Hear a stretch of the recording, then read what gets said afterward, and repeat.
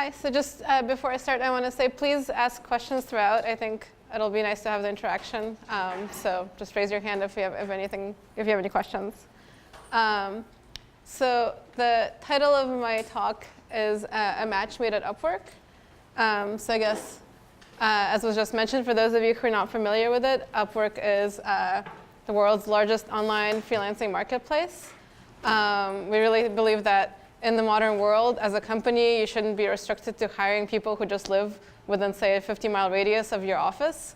And on the flip side, as somebody looking for work, for example, you should be able to work for a Silicon Valley company without having to pay Bay Area rent prices.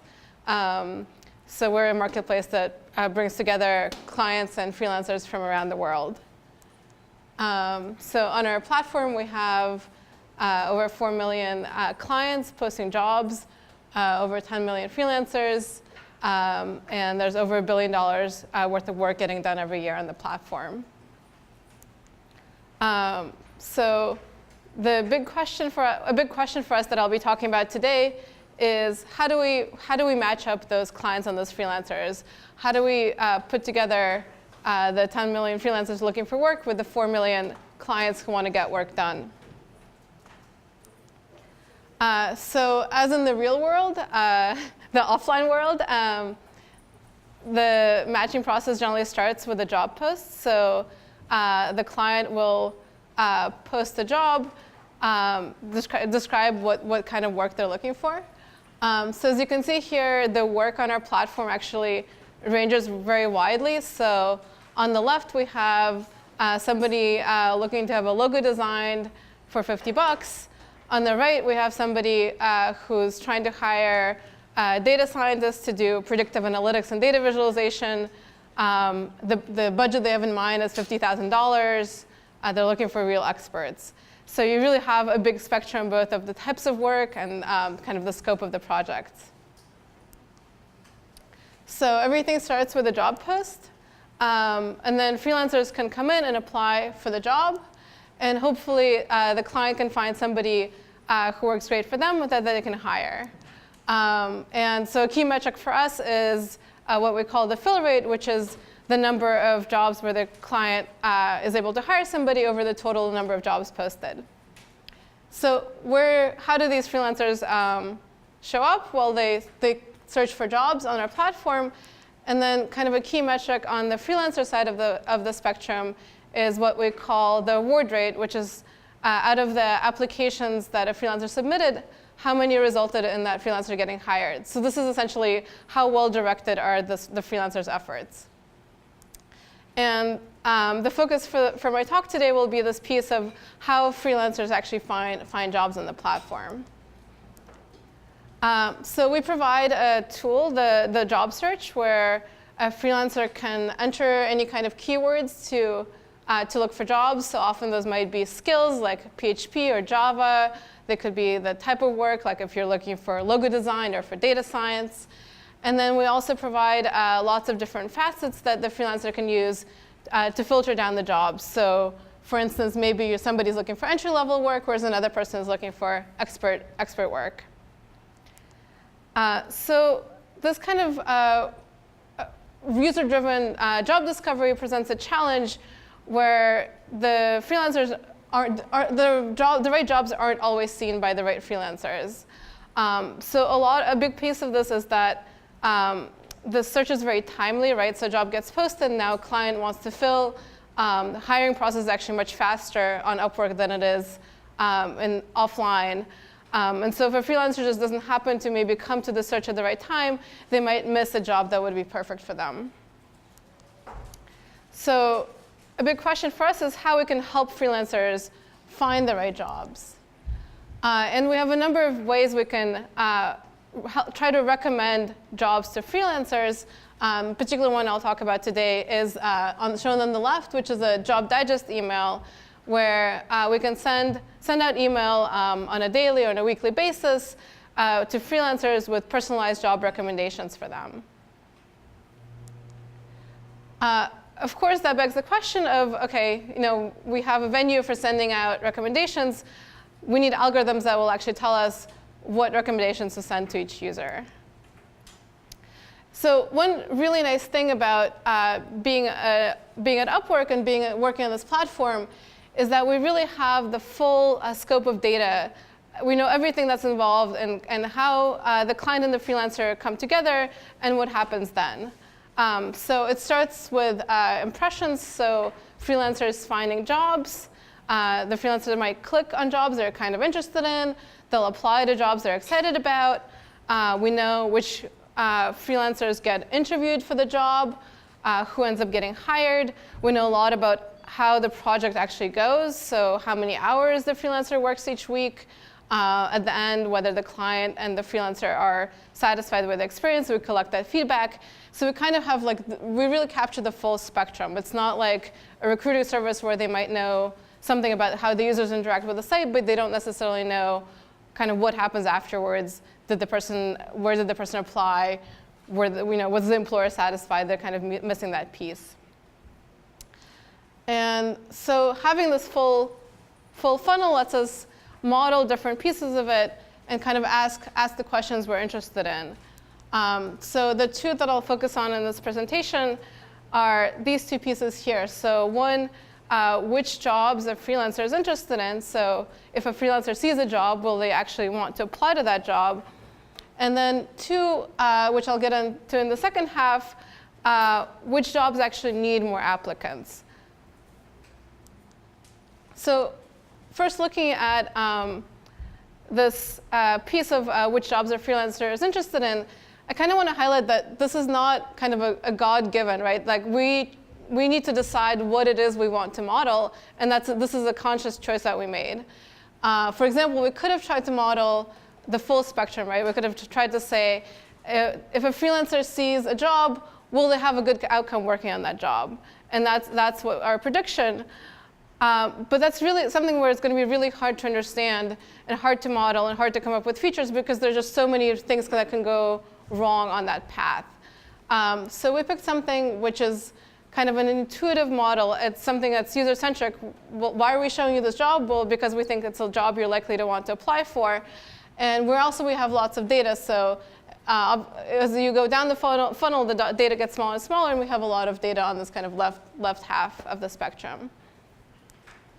So how do we model it? How do we predict? How do we identify which jobs a user will be interested in? So our model is content-based. So basically, the kind of main things we look at, the main kinds of features are looking at the job that's being posted and comparing that to the jobs the freelancer has applied for in the past. So this kind of makes sense. So we can look at things like, is the title of the job similar to jobs this freelancer has applied to before? Is the category similar? So if somebody's applying for lots of logo design jobs, they're probably not going to be excited about a machine learning job. And then what kinds of skills are required, and do those match the freelancer's previous applications and the skills in the freelancer's profile? And so this is kind of the heart of the model. There are actually two other pieces that make the model perform a lot better that I think are kind of interesting to think about. So one is basically a prior on the freelancer side. So for this particular freelancer, out of the jobs they see, what fraction of the jobs do they actually choose to apply for? And then similarly, we have a prior on the job side. Out of the freelancers who saw this job, which fraction chose to apply for the job? So for example, we have jobs that might be very appealing on the platform, like the $50,000 data science position. We also have some jobs that are less appealing, like somebody who wants 15 press releases written for $10 total. So including these two pieces, how selective the freelancer is and how appealing the job is, actually gave much better performance when training the model on the match. So we have a model it's just a simple logistic regression model that does pretty well. It actually does quite well with just a small subset of features, which is what we ended up putting in production. And then, of course, we don't just want performance in this abstract AUC sense. We want performance in our real marketplace. So we tested out the model for generating a job digest email that we send out to our users, and had really good results, getting an open rate and a click-through rate that's twice the industry standard for this kind of email. Also, seeing real impact on our metrics, which are things like the fill rate, which I mentioned, so which fraction of the jobs posted are able to hire. And then on the freelancer side, increased activity in terms of applications and also in terms of actually getting hired for the jobs. So there's a piece of the real question we're asking that I've been abstracting from so far, which is it's not just which jobs are relevant for which freelancer. The question is which jobs should we show to which freelancer right now? So for example, we might have a job that gets posted and doesn't, for one reason or another, doesn't attract a lot of attention, gets very few applicants, and the client isn't able to hire. So we want to realize that early on, right? We don't want to wait until the client has given up and walked away, and we want to send freelancers to this job if it might be relevant for them. On the other hand, we might have a job where the job is posted and the client gets some great applicants, starts interviewing them, and now a bunch more people come in. And this is actually not a good experience. It's not a good experience for the client who might be already in the process and now they're overwhelmed because they're getting more and more people showing up and it's hard to filter and it's hard to figure out who to talk to. And it's also a really bad experience for the freelancers because now they're applying for a job they're very unlikely to get, and it's really a waste of their effort. So we want to be mindful about which jobs we're actually directing to people towards. And ideally, we would have just a few great candidates for the client to choose from. And we can look at this kind of more visually, more quantitatively. So on this chart, along the x-axis, we have the number of applicants for the job. And the y-axis has a number of great candidates, which were identified by our model to be a good fit for the job. And the colors show you the fill rate for that particular spot. So given that number of total applicants and great candidates, how likely is the job to hire somebody? Does the chart make sense? Are there questions?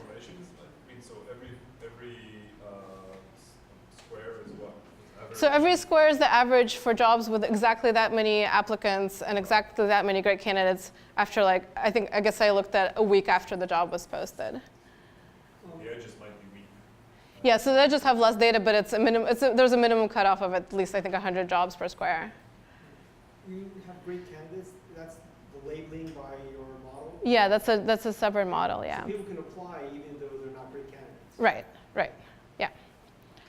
Yeah, we don't, these are freelancers who are kind of deciding what they want to do, but we have a model that tries to identify the best applicants. Great candidates, they may be informed by the positions that are available by your email, whereas the yeah. So currently the impact of that model is more on the client side. So when we show a list of the applicants, we highlight some as being recommended by our system. Yeah. So that's a whole separate model. That actually, let me flip back if I can. I showed, maybe it's not worth it actually. So in the funnel that I showed, there was a kind of an arrow that pointed from applications to good outcomes. So that's where that model lives. That model tries to predict out of the applicants who's actually going to get hired and have a good outcome for that job.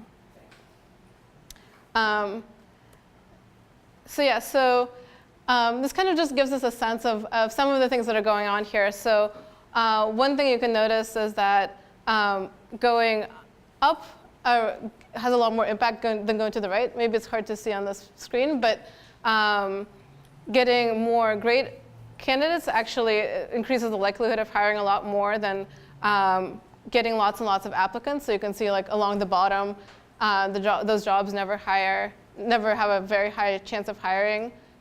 Even if the total number of applicants is large. And then kind of another piece of it is that getting more applicants is much more important for the jobs in the bottom left corner that don't have a lot of people who have already applied than it is once you already get a bunch of applicants. So this is kind of just to get a sense of the data. We can also think about what we can model to make the prediction, to make the right prediction about which jobs to select applicants for. So what we have is a model of future hiring. So we can't quite figure out, so what we really want to know is which jobs would hire if we sent this candidate to that job, but aren't going to hire otherwise. That's really hard to know. So what we do have data on is something that's a related question. So here we have a job that's getting posted, and people are coming in and applying for it. So here we have time. So first there's one candidate, another, and so on. And say in the end, the client decides to hire this particular candidate. So what we have for the model is a label based on whether the client will hire a future applicant, right? So at the beginning, we're here. The candidate who ended up getting hired hasn't applied yet. So the answer to the question is, will this client hire somebody who applies in the future is yes. Whereas at this point, the applicant who got hired has already applied. And the answer to the question of, will this client hire somebody who applies to the future is at this point, no, right? She's already applied. So that's what we train a model on. And then it looks at features like the size of the current applicant pool, how long the job has been up for, as well as the client's prior history in trying to make this prediction. So do you know at which point the client looked at the given applicant? We have that data. I guess that I don't think I used that in this particular model, but we have all the interaction data. And actually, one piece that's relevant, right, is another way that a job might the client might not end up hiring is they might kind of walk away from the job.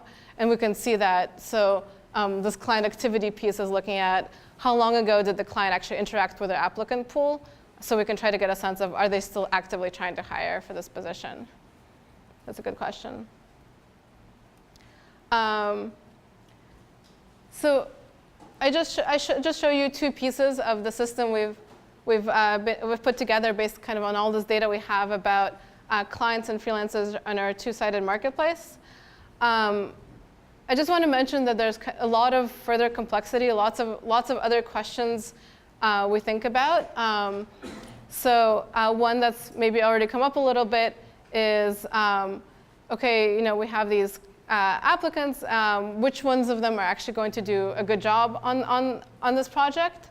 We also want to think about freelancers more holistically. So not just what do we want to do locally for this job right now, but how do we help our freelancers build their careers on the platform? One thing I've mentioned briefly is that, of course, not all jobs are created equal. So they range from this $50 logo to this $50,000 data scientist position. And if we had, we'd love to fill both, but if we had to pick one somehow, we certainly care more about filling the large job.